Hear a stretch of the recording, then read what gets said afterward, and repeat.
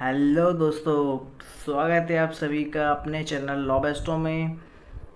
आज हम बात करने वाले हैं एक बहुत ही हॉट टॉपिक की, जो है the places of worship act 1991। लेकिन हम इसको न्यूज़ मीडिया के अकॉर्डिंग कवर नहीं करेंगे, हम इसको बिल्कुल लीगली कवर करेंगे और हम जानेंगे कि क्या इसका लीगल एस्पेक्ट है, कितने इसमें सेक्शंस हैं, क्या इसके सेक्शंस कहते हैं, और इसका अभी रिसेंट में जो ज्ञान व्यापी मॉस्क्यू में जो इशू चल रहा है, जो एडमिट सूट एक्सेप्ट हुआ है, उसको लेके क्या रिलेशन है इसका। आई होप आप इस वीडियो के बाद, आपने अगर इस वीडियो को पूरा देखा, इसके बाद आप ये जो इशू है ना, आप इसको लीगली समझ पाएंगे। आप समझ पाएंगे कि क्यों जज साहब ने ऐसा फैसला दिया होगा, कि एडमिट सूट को एक्सेप्ट क्यों कर लिया। क्या मुस्लिम पक्ष की अपील थी, क्या हिंदू पक्ष ने कहा कोर्ट में। तो ये पूरा कंक्लूजन जो है, आप टीवी न्यूज़ के अकॉर्डिंग नहीं, बट लीगली आप सोच पाएंगे इस वीडियो के बाद। तो इस वीडियो में बने रहिए और हम शुरू करते हैं अपना टॉपिक, और हम इसके एक एक एंगल कवर करेंगे, और हार्डली 10 से 15 मिनट में ये पूरा एक्ट कवर हो जाएगा, बिकॉज इसमें ओनली 8 सेक्शंस हैं, और रफली बोलूँ तो 7 सेक्शन है, एक रिपील हो चुका है।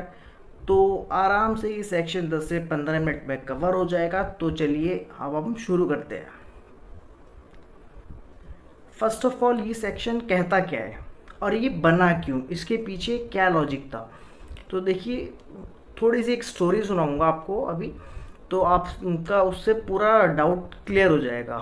फर्स्ट ऑफ ऑल हम इसके हेडिंग पढ़ लेते हैं, the places of worship special provisions act 1991। तो ये बात रही होगी 1991 के टाइम की। तो उस टाइम की बात क्यों रही होगी, क्या ज़रूरत पड़ी इसकी। तो देखिए, एक स्टोरी सुनाता हूँ आपको। हुआ क्या, हम आज़ाद हुए 15 अगस्त 1947, ठीक है, सबको पता है 15 अगस्त 1947। लेकिन आज़ाद होने के साथ साथ हमारे देश के दो टुकड़े भी हो गए, दो बंटवारे हो गए। एक हो गया पाकिस्तान, एक हो गया इंडिया। बांग्लादेश को साइड में रखेंगे, वो 1971 का है, वो भी पाकिस्तान था। तो पाकिस्तान एंड इंडिया। बट हुआ क्या, उससे पहले हम सब साथ में रहते थे। जब ब्रिटेन का अधिकार था तो हम सब साथ में थे। कहीं मुस्लिम रह रहे हैं, कहीं हिंदू रह रहे हैं, आस पड़ोस में रह रहे हैं, किसी एरिया में रह रहे हैं, तो कोई डिफरेंस नहीं था। तो जहाँ पे जैसी पॉपुलेशन रहेगी, अगर हिंदू ज़्यादा है तो मंदिर बनने स्वाभाविक है, अगर कहीं पे मुस्लिम ज़्यादा है तो मस्जिद बनेंगे। तो ये सब तो लॉजिकल था, ये तो होना ही था। बट हुआ क्या कि जब हमें आज़ादी मिली 15 अगस्त को, तो बाउंड्री तो खींच दी गई कि हाँ, मुस्लिम्स इधर, हिंदू इधर। बट वो पूरा एक्सक्लूसिवली नहीं था, क्योंकि कुछ हिंदू उधर भी हैं, कुछ मुस्लिम्स इधर भी हैं, जिनको जहाँ अच्छा लगा वो वहाँ सेटल हो गए। बट मॉस्क्यू या फिर टेम्पल जो बने थे, उनको तो कोई हटा नहीं पाया, वो वैसे ही रह गए। तो हुआ क्या कि ये 1991 के टाइम पे, और इससे पहले से ही, तो मतलब ऐसा होने लगा जैसे बाबरी मस्जिद जो था डेमोलिशन का, वो उसकी मतलब कुछ ना कुछ एक्टिविटी देखी गई कि हाँ, सब चाहते हैं कि यहाँ पे राम मंदिर बने। ये उस मॉस्क्यू की पूरी डिटेल निकाल ली गई कि हाँ, ये बाबर ने बनाई थी, उस टाइम पे बनाई थी, राम मंदिर को तोड़ के बनाई थी। तो वो तो एक इशू था ही उस टाइम से। लेकिन उस इशू के अलावा कोई और इशू ना शुरू हो जाए। क्यों? क्योंकि भाई पहले क्या था, अगर हम बहुत ही पुरानों की बात करें तो हर जगह हिंदू ही तो थे। क्योंकि मुस्लिम उस टाइम पे इंडिया के, ये जो जो इंडिया है, पाकिस्तान है, बांग्लादेश, म्यांमार, हर जगह, अभी ईरान इराक तक सब हिंदू ही रहते थे, जब तक मुस्लिम का आक्रमण नहीं हुआ था। फिर टर्क आए, मुस्लिम बाबर, इन सब से फिर ये सेटल हो गए। तो जाहिर सी बात है, अगर जिस एरिया में जैसी पॉपुलेशन रहेगी, उसी अकॉर्डिंग वहाँ के रिलीजियस इंस्टीट्यूशंस भी होंगे। तो वैसे ही हमारे यहाँ पे मंदिर ही मंदिर थे। जब मुस्लिम थे ही नहीं तो मस्जिद का कोई सवाल ही नहीं होता। तो जब मंदिर ही मंदिर थे और जब फिर आक्रमण हुआ मुस्लिम्स का, तो जाहिर सी बात है उन्होंने कहीं तोड़े होंगे, कहीं एडिशनल बनाए होंगे, तो ये सब उन्होंने किया। तो वही चीज़ थी कि अब इन्होंने किया तो कुछ कुछ अवशेष रह गए, कुछ पता चला कि यहाँ पे कुछ ऐसा मंदिर था, राम जी का था, कृष्ण भगवान का था, किसी का भी हो सकता है। तो वो सब उन्होंने देखा। तो अब ऐसे डिबेट शुरू ना हो जाए कि सब बोलने लगे कि अब इस मस्जिद को तोड़ो, अब इसको तोड़ो, अब ये तोड़ो, तो इसलिए ये एक्ट लाया गया। अब हम बात करते हैं इस एक्ट की। हमें पता चल गया ये एक्ट क्यों लाया गया, ताकि जो मस्जिद मंदिर जो भी हैं उनको मतलब अब कोई और इशू ना आ जाए। बाबरी मस्जिद को छोड़ के, जो राम जन्मभूमि वाला केस था उसको छोड़ के, बाकी और सब पे ये एप्लीकेबल होता है, ये इसमें मेंशन किया गया है। तो अब हम इस एक्ट की बात करेंगे और हम समझेंगे कि ये एक्ट का क्या मतलब एक्चुअल में क्या लीगल प्रोविज़न है। फर्स्ट ऑफ ऑल सबसे इम्पॉर्टेंट इसमें मैं आपको दिखाता हूँ एन एक्ट, इसका प्रियम्बल। ठीक है, प्रियम्बल एनफोर्समेंट डेट आपने देखी 18 सितंबर 1991। अब इसका प्रियम्बल, प्रियम्बल क्या होता है, हमेशा जो भी टाइटल होता है उसके नीचे दिया रहता है प्रियम्बल, 2-3 लाइन होती है। इसमें इसका मकसद समझाया होता है और ये बहुत इम्पॉर्टेंट होता है कि मकसद मतलब कि ये एक्ट हम क्यों बनाने जा रहे हैं। अगर हमें यही पता चल गया तो फिर नीचे के सेक्शन समझना बहुत आसान हो जाता है। तो इसका प्रियम्बल कहता है an act to prohibit conversion of any place of worship. बहुत इंपॉर्टेंट है, किसी भी प्लेस ऑफ वर्शिप का कन्वर्जन को प्रोहिबिट करने के लिए। कन्वर्जन मीन्स जैसे पर्सन होते हैं कि कोई हिंदू वाल मुस्लिम बन गया, मुस्लिम क्रिश्चियन बन गया, कुछ भी, बट ये पर्सन पे नहीं है, ये प्लेस ऑफ वर्शिप पे है कि आपने मस्जिद की जगह मंदिर बना दी, मंदिर की जगह आपने चर्च बना दिया, गुरुद्वारा बना दिया, कुछ भी।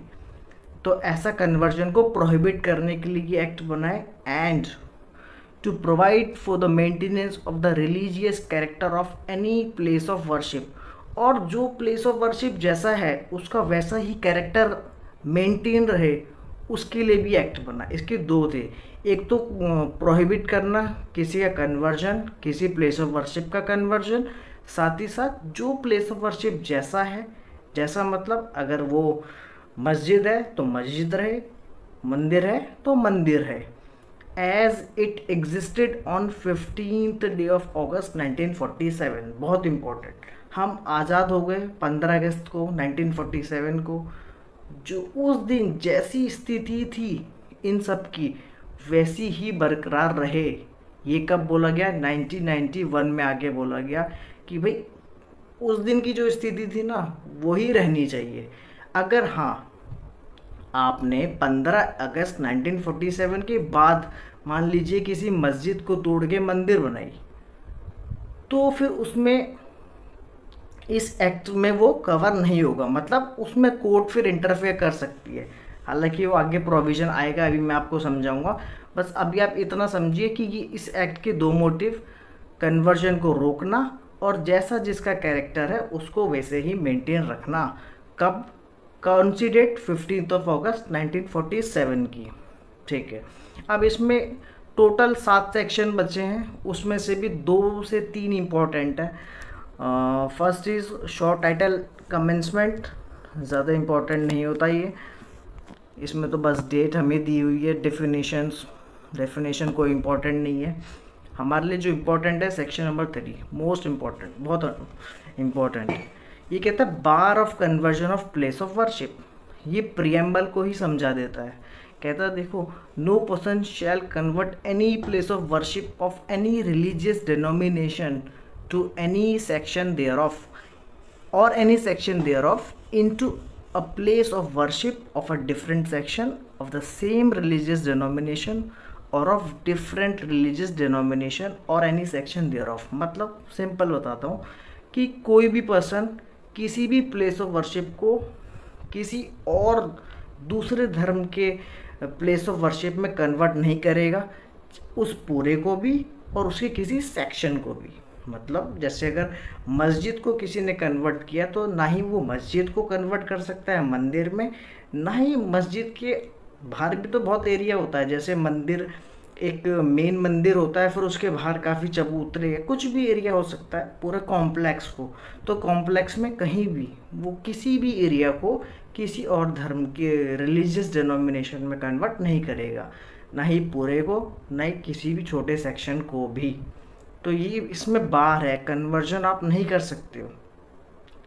अब सेक्शन 4 ये कहता है declaration as to the religious character of certain places of worship and bar of jurisdiction of court. ये समझाता है कि देखिए कोर्ट की ज्यूरिडिक्शन को हमने बार किया हुआ है, मतलब कोर्ट इसमें इंटरफेयर नहीं करेगी। जैसी स्थिति 15 अगस्त 1947 की थी वैसी स्थिति बरकरार होनी चाहिए, लेकिन अगर 15 अगस्त 1947 के बाद आपने कुछ ऐसा काम कर दिया, आपने कुछ तोड़ा है, कुछ बनाया है किसी और रिलीजियस डिनोमिनेशन में, किसी और रिलीजियस कॉम्प्लेक्स में, तो उसमें कोर्ट बिल्कुल बार करेगी। ठीक है, हालांकि बार तो कर देते हैं कोर्ट को, लेकिन बिना कोर्ट के कोई मसला सॉल्व होता नहीं है हमारे देश में, फिर भी इन्होंने बार किया हुआ है। तो अब इसका फर्स्ट पढ़ते हैं हम। It is here by declare that the religious character of a place of worship existing on the 15th day of August 1947 shall continue to be the same as it existed on that day। Simple बात है, जैसा उस दिन स्थिति थी वैसी स्थिति बरकरार रहेगी, यही बोला गया है। सेकेंड बोलता है कि if on the commencement of this act any suit appeal और other proceeding with respect to, simple से मैं आपको समझाता हूँ। इसने बोला है सेकेंड वाले में कि अगर कोई प्रोसीडिंग चल रही थी 15th of August 1947 से पहले वाली, उसको तो आप स्टॉप कर दो। अगर हाँ उसके बाद का कुछ है तो फिर उसको आप कंटिन्यू कर सकते हो। सिंपल सिंपल, बिल्कुल सिंपल।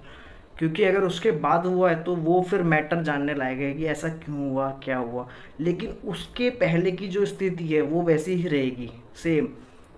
मंदिर है तो मंदिर रहेगा, मस्जिद है तो मस्जिद रहेगी, बिकॉज अदरवाइज हम लड़ते ही रह जाएंगे कि यहाँ पे इसे तोड़ के भी देखो, क्योंकि हर कहीं से मंदिर ही निकलना है। क्यों? क्योंकि पहले तो सब हिंदुइज्म ही था इस एरिया में, जो भी हमारा India, Pakistan, Bangladesh, Iran, Iraq, ये म्यांमार, ये सारा एरिया, इन सब में हिंदुइज्म ही था, तो वही निकलना है। अगर किसी ने तोड़ा भी था 50 साल 500 साल पहले, तो फिर वो सब वही निकलना है।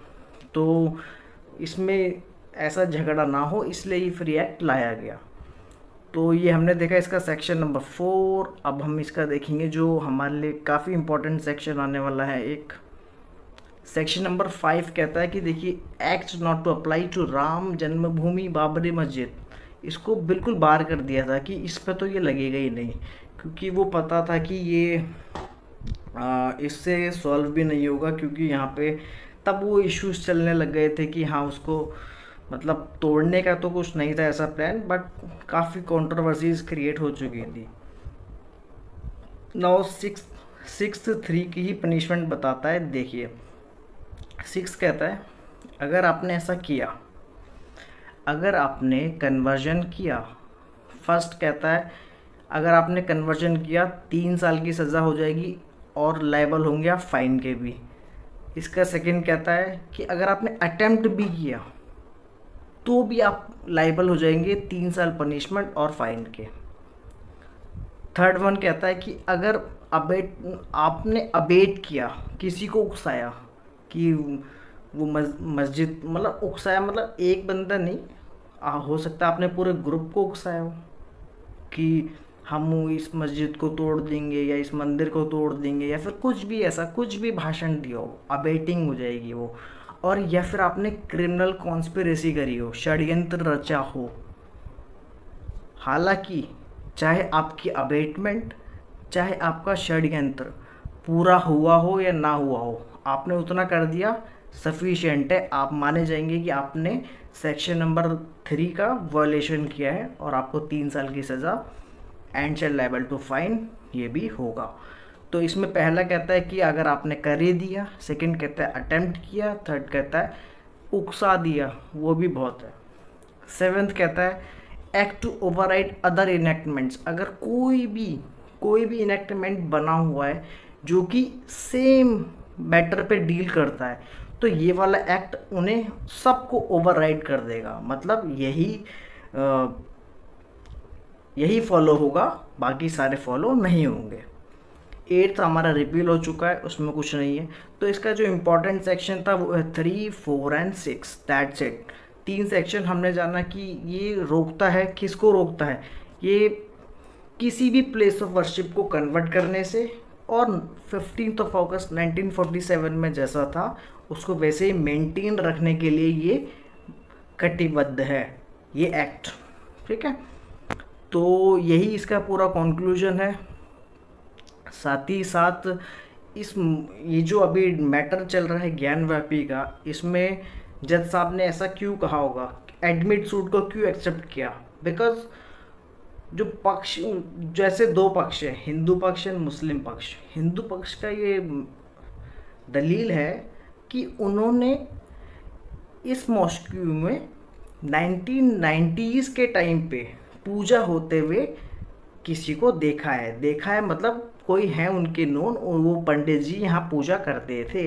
तो जब 1990 की बात आ गई, तो अब ये एक्ट कहता है कि 15 अगस्त 1947 से पहले वाले, ठीक है ना, अब 47 के बाद ही तो आएगा 1990। तो अगर 1990 में कोई पूजा करता है तो कोर्ट ने कहा चलो ठीक है, सबूत मंगाते हैं, देखते हैं, सबूत मंगाते हैं, देखते हैं कि एक्चुअल में वो पूजा करते थे या नहीं। अगर वो पूजा करते थे तो कोई ना कोई सबूत मिल जाएगा, और मिल जाएगा तो फिर हम इस पे डील कर सकते हैं। बिकॉज अगर 1947 से पहले की बात हो जाएगी तो कोर्ट बाहर हो जाएगा। मुस्लिम पक्ष यही कह रहा है कि ये मॉस्क्यू आज का नहीं बना है, ये बहुत ही सालों साल पुराना है। ठीक है, 47 से तो काफ़ी पुराना है, काफ़ी उस टाइम से वो नमाज वगैरह सब हो रही हैं वहाँ। तो उनका कहना है कि देखिए एक्ट की क्या वैल्यू रह जाएगी अगर आप ऐसा करने लगे, तो ऐसे तो फिर हर मस्जिद में कहेंगे तो वहाँ से तो मंदिर निकल सकता है, पॉसिबिलिटी है कि निकल सकता है। बिकॉज पहले सब मस्जिद कहाँ थे, पहले तो मंदिर ही रहेंगे ना। तो ये कंट्रोवर्सी है और आपको समझ में आ गया होगा आई होप। तो इस वीडियो को आप लाइक कीजिए, शेयर कीजिए, सब्सक्राइब कीजिए। थैंक यू सो मच, मिलते हैं नेक्स्ट वीडियो में। Bye bye.